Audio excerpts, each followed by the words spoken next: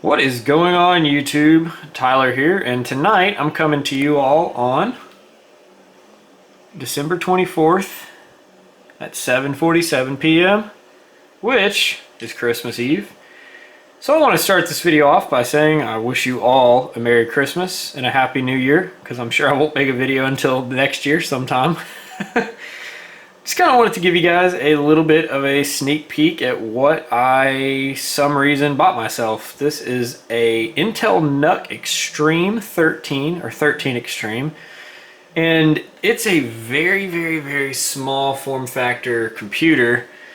Not so small when you think about a NUC, but once I tell you guys the specs of this thing, it's small. I mean, you guys can see the width of it up there. Pretty hot. Just got done playing some games on it.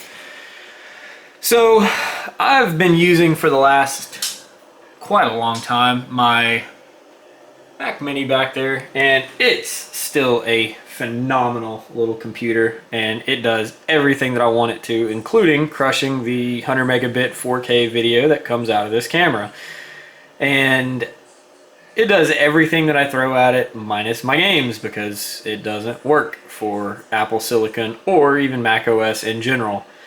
I also have a PS5 with the PSVR 2, but there are just some games, BeamNG, that you can't get on a PS5. And some of those games, BeamNG again, are really important to me, and I miss playing them very badly. So, lo and behold, this came into my life. So as far as I/O goes, you got your 3.5 millimeter up top, two USB 3.1 ports, I think. I don't know. Two USB-A ports. I think they're 3.1, maybe 3.2. I don't know. And then you've got a USB-C port capable of USB 3.2. I don't know. It's fast enough for my memory card reader, and that's about all that I ever plug into there. So it does great. And you've got a clicky little power button over there too.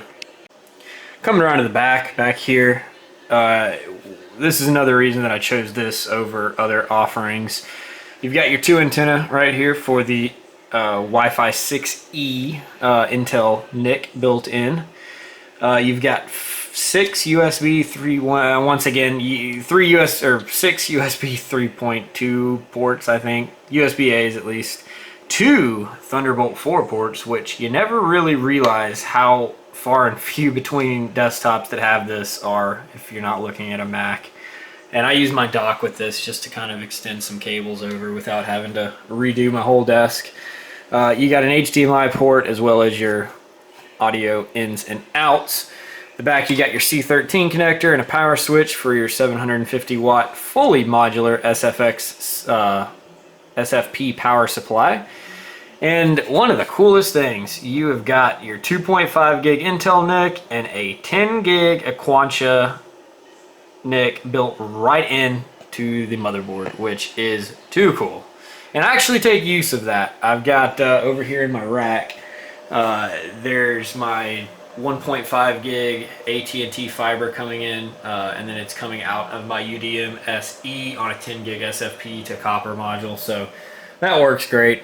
Down here you've got my video outputs on my 5700 XT reference card, which is the most lackluster part of this whole rig, and it needs an upgrade majorly, but for right now it does what I need on my 1080p 165 Hz monitor while driving my two 32-inch 4K monitors. So that'll be getting upgraded probably sometime later next year. Like I said, not a huge rush, as it does what I need right now.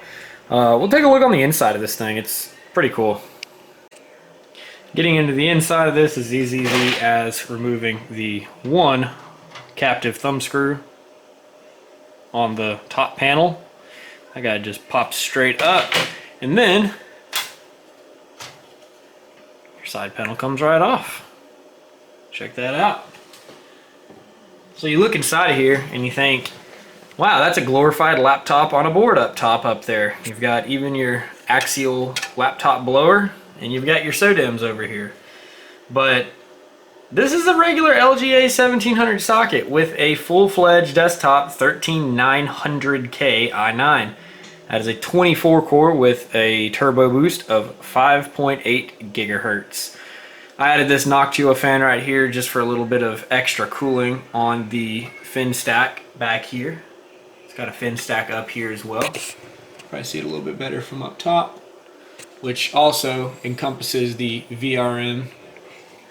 You've got your modular Wi-Fi 6E M.2 card up there, which is nice to see. That must have just came unplugged.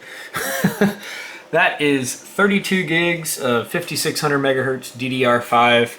This does support the 24 gig memory density modules to support up to 96 gigs of RAM at the time of making this video, but I'm sure later on there'll probably be 64 gig SODIMMs. So right now, if you look at Intel spec sheets, they say the max that this guy will take is 64 gigs.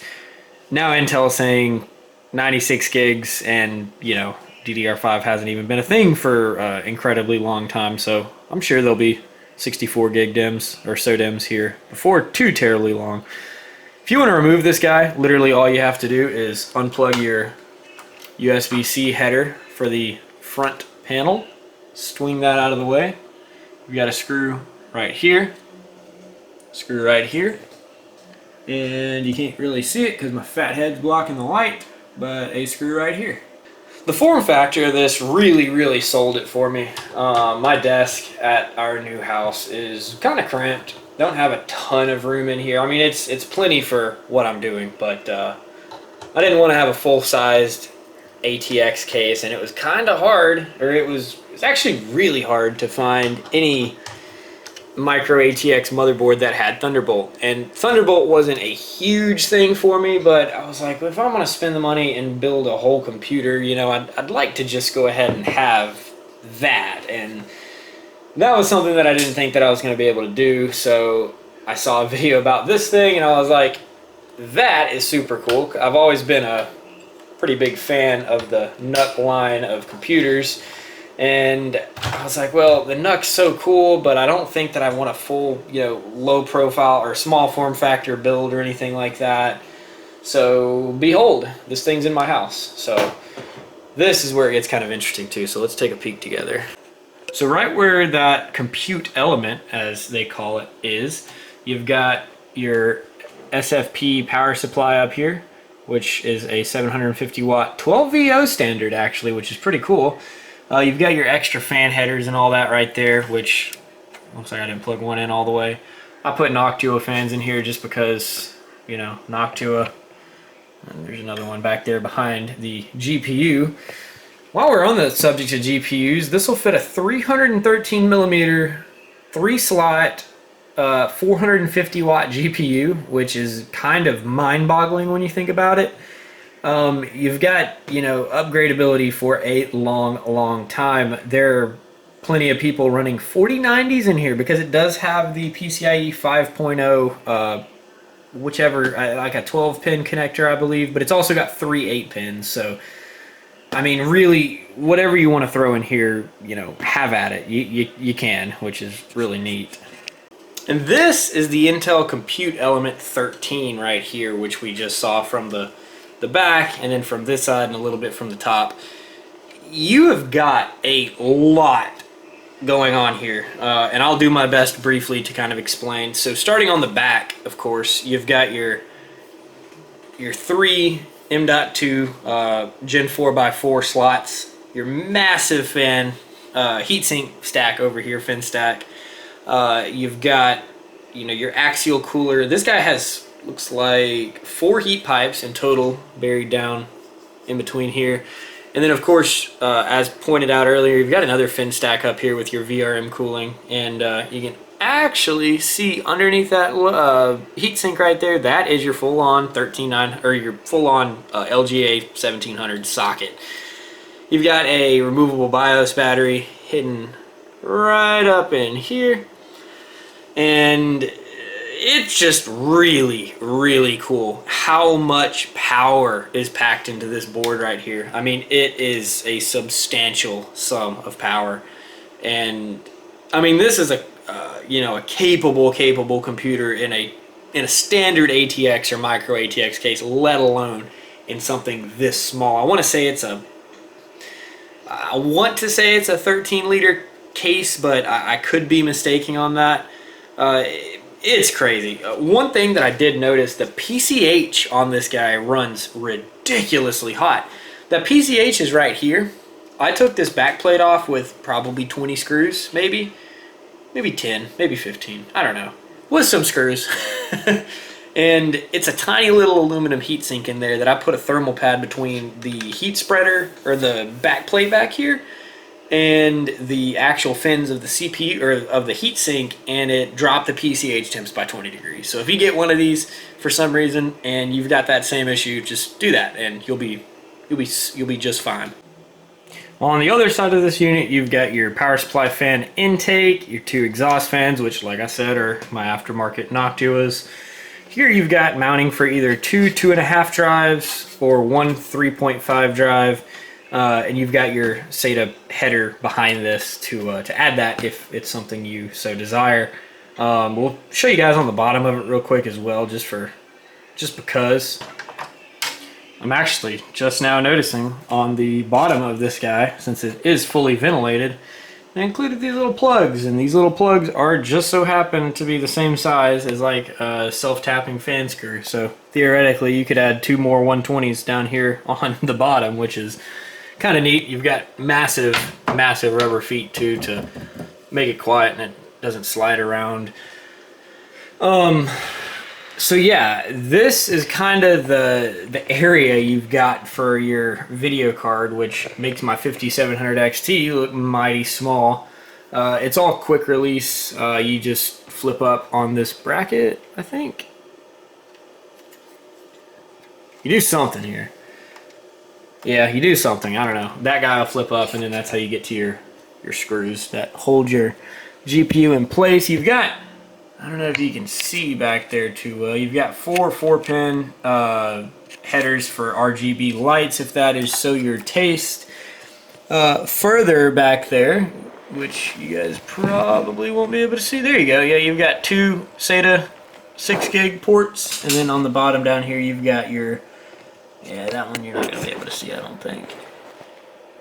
You got your plug for the header for your SATA power. So if you wanted to add drives, you could absolutely add drives right there and it won't get in the way because you've got your other slot that would come out to this way. So this guy is really tightly compact. Actually, why take my word for it, because here is a 2.5-inch SSD installed that I just totally didn't do. But yeah, everything routes up really nicely in there. So yeah, I mean, all in all, this little guy is quite a beast, and a beast in a small form factor too. And I'm quite in love with it. I can't lie. This little guy is really sweet for the price. Well, I say for the price. This wasn't cheap, but the temperatures are surprisingly good. I mean, right now, I mean, yeah, the 13900K would make an iceberg run hot, but it keeps its 5 gigahertz turbo at least under load, and the fan profile is optimized well, and it is great. It's weird for me to be saying that about a computer that's not a Mac, but it's actually great, and I really do like this little thing, and I'm glad that I came across it. Here's where you can do your RGB zones and whatnot, which is kind of a funny inclusion on this. You can go in and tweak your power limits and your fan speeds and your all that good stuff, which I find no need to do because this guy is already very quiet. Yeah, I genuinely like this thing. So thank you all for watching. Once again, like I said at the beginning, I wish you all a happy and Merry Christmas and a great New Year's, and make 2024 better than 2023. Thank you all for watching, and I'll see you guys in my next video.